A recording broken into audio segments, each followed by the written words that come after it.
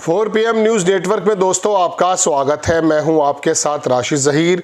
पूरा देश भारतीय जनता पार्टी से डायरेक्ट इनडायरेक्ट वे में मोदी जी से, अमित शाह से इस बात की उम्मीदें लगा रहा था, डायरेक्ट इनडायरेक्ट वे में, कि मध्य प्रदेश का जो बीजेपी का मंत्री कर्नल सोफिया कुरैशी के बारे में जो भी शब्द बोलकर गया, किसकी बहन उसने बताया, किस आतंकियों से उसका रिश्ता जोड़ा, उसके बारे में खुद कार्रवाई करेंगे। लेकिन आपको मालूम है, बीजेपी का आला कमान जानता है कि ये वक्ती तौर पे बातें होती हैं। हमें अपने एजेंडे को बिल्कुल बदस्तूर जारी रखना चाहिए। कौन सा एजेंडा? नफरत फैलाने का, वर्गीकरण करने का, नफरत के बिहाफ पर। मध्य प्रदेश की हाई कोर्ट ने स्वयं संज्ञान लेते हुए FIR के ऑर्डर दे दिए हैं। 4 घंटे में FIR करो, हम देखते हैं कि कौन सा आदमी क्या क्या बातें बोल रहा है। बात यह है कि जब सारे ही काम हकीकत में कोर्ट्स को करने हैं तो फिर कोई फायदा ही नहीं है।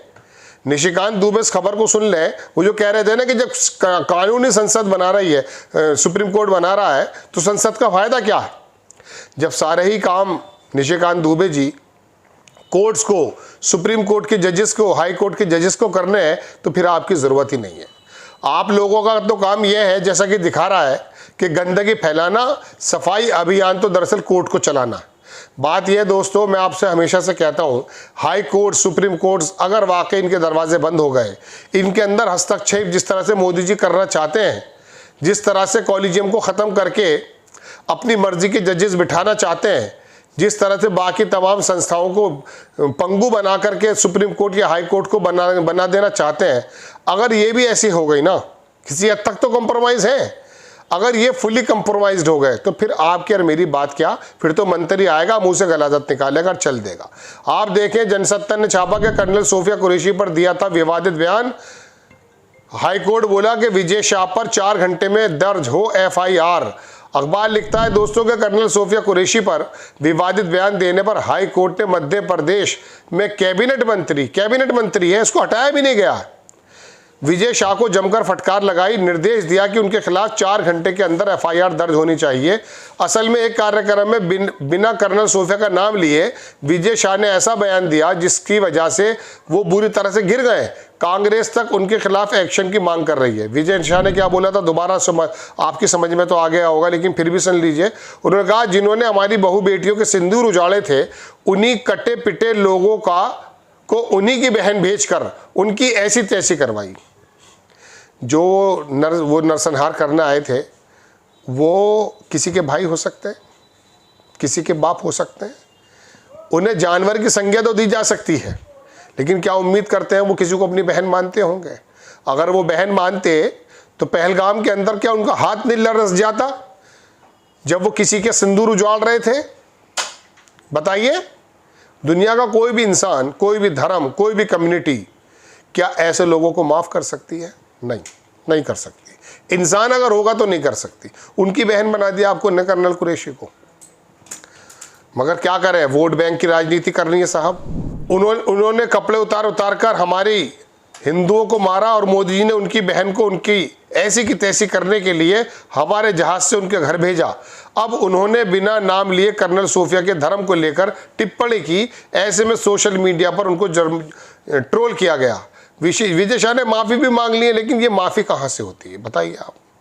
वो कह रहे हैं कि माफ़ी मांग ली है। हाई कोर्ट ने क्या कहा है, इस मामले का स्वतः संज्ञान लिया, विजय शाह को जमकर फटकार लगाई। हाई कोर्ट में जस्टिस अतुल श्रीधरन की डिवीज़न बेंच ने 2 टूक कहा कि 4 घंटे के अंदर उनके खिलाफ FIR दर्ज हो। इस मामले में अगली सुनवाई कल यानी गुरुवार को होने वाली है। वैसे इस विवादित बयान के लिए विजय शाह ने खुद माफ़ी मांग ली है। यहाँ तक बोला कि इसे अलग संदर्भ में ना देखा जाए, क्योंकि हमारी बहनों ने बहुत ताकत से सेना के साथ मिलकर पहलगाम हमले का बदला लिया है, कांग्रेस ने निशाना साधा है। बात यह नहीं है दोस्तों, बात यह है कि आप लोग आएंगे, मुंह से गलाजत निकालेंगे, पॉलिटिकल एडवांटेज लेने के लिए आप किसी के धर्म को, किसी की ज़ात को, सबको ख़त्म कर देंगे। मतलब बात यह है कि जब ये कर्नल कुरैशी की बात पाकिस्तान में हो रही होगी तो कहेंगे वो ये नहीं कि जिन्ना सही कह रहा था।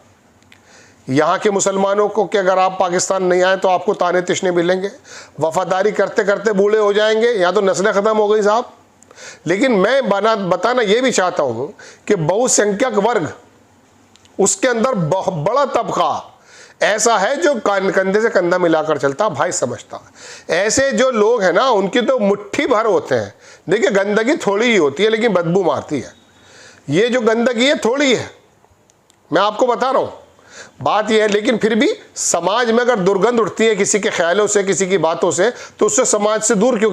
मैं एक मरतबा जेल के बारे में सोच रहा था। हम जाते थे कभी कभी खबरें करने, तो वहाँ दीवारों पर दूर की बात में कि यार ये क्या होता है, यहाँ पे खाना भी है, शौचालय भी है, सोने का इंतज़ाम भी है, सारी मतलब कम ज़्यादा होंगे, तो क्या वजह है कि बड़ी दीवार करके इनको पीछे डाल दिया गया। अब दरअसल बात यह है कि जेल जाने का मतलब अक्सर ये होता है कि ये आदमी समाज में रहने लायक नहीं है। समाज में रहेगा तो दुर्गंध फैलाएगा, लिहाजा इसे कुछ देर पश्चाताप करने के लिए दीवार के पीछे यानी कि जेल में डाल दिया जाए ताकि उसको महसूस हो जाए। ये वजह होती है समाज से अलग रखना। ये तो समाज में माननीय बने बैठे हैं साहब, रात दिन गंदगी, बदतमीजियां। चीफ मिनिस्टर भी ऐसे हो चुके हैं बीजेपी के दोस्तों कि जिन्होंने नफरत फैलाने के अलावा कोई एजेंडा उनका नहीं है। बात ये नहीं है, कर्नल सोफिया कुरैशी की शान पर कोई बट्टा नहीं लगेगा, उसके ख़ानदान की कुर्बानियों पर कोई बट्टा नहीं लगेगा। उसके ख़ानदान के बारे में भी अगर ये मंत्री जान लेता तो पता चल जाता कि दरअसल वो है क्या। उनके दादा और उनके पिताजी, अभी तक पिताजी जो है सेवा कर रहे हैं देश की। उसका भाई जो है कई बार टेस्ट में बैठ चुका है, उसका बेटा, उसका दुनिया भर के, मतलब मैं आपको बता रहा हूँ, पूरा ख़ानदान ही दरअसल देश के अंदर लगता है। लेकिन बताओ क्या कर सकते हैं। अब इन्होंने सोचा कि विपक्ष के सारे लोगों ने मोदी जी का ऑपरेशन सिंदूर में ऐसा साथ दिया, कुछ बात ही नहीं मिल रही है, तो कहाँ से मिल रही है? लफ्ज़ मुस्लिम। मैं दोस्तों पत्रकार हूँ, लेकिन मैं आपको ईमानदारी की बात बताता हूँ, ये HM न्यूज़ चैनल के अंदर भी आ चुका है। जो गोदी मीडिया के बड़े बड़े चैनल्स हैं, वहाँ पर मुस्लिम का शब्द अलग है, हिंदू का शब्द अलग है। सिर्फ कभी कभी नाम दिखाने के लिए लोग रखते हैं। ऑफिसेज में जाकर देखिएगा, दुनिया भर का बुरा बर्ताव होता है। और ऐसे कुकुरमुत्तों को, ऐसे नफरत फैलाने वालों को ऐसे लोग सींचते हैं। RSS की शाखा के अंदर जो लोग बैठे हुए हैं वो इनको जानते हैं। मैं जिस शहर से आता हूँ वहाँ पर एक छुटभैया नेता जाकर के मस्जिदों में हंगामा करता है। उसकी पुलिस ने जब उसके हंगामे बढ़ते चले गए, पुलिस ने तंग आके उसकी रिपोर्ट लिखाई। आपको मैं सच बता रहा हूँ, यहाँ पर उसकी लोकल से जब जमानत कैंसिल हुई तो सेशन में फ़ौरन लगा दी गई। और मेरठ, मैं जिस शहर में रहता हूँ मेरठ, वहाँ पे RSS के BJP के बड़े बड़े नेता आकर के कचहरी में धमक गए। उसी दिन सुनवाई करके उसी दिन जमानत कराई उसकी। अब बताइए, हालांकि देखिए पुलिस तो परेशान थी, उसको फिर उसी मामले के अंदर कुछ इस प्रकार से कि जेल भेजा गया है। तो बात यह है दोस्तों कि ये आकर के जब दरोगा बन जाते हैं कि नहीं ये हमारा काम करने, हर मोहल्ले के अंदर इनके कार्यकर्ता पैदा है। कोई पलायन का बोर्ड लगा रहा है, कोई कुछ लगा रहा है, नफरतें पैदा कर रहा है। और ख़ास करके कुछ कम्युनिटी को तो बहुत ज़्यादा पकड़ा, जो जिनको बिठाना पसंद नहीं करते थे ये लोग, उनको अपना टूल्स बना लिया है। बहरहाल बड़ी खबर दोस्तों कि जब BJP का आला कमान ने संज्ञान नहीं लिया तो कोर्ट ने संज्ञान लिया। अब देखते हैं, कानून तो वाकई सर्वोपरि है। CGI जो संजीव खन्ना गए रिटायर होकर के, उन्होंने छोटा सी पारी खेली है लेकिन शानदार। आपको खबर अगर अच्छी लगती है, बराए करम चैनल को सब्सक्राइब करें, शेयर करें।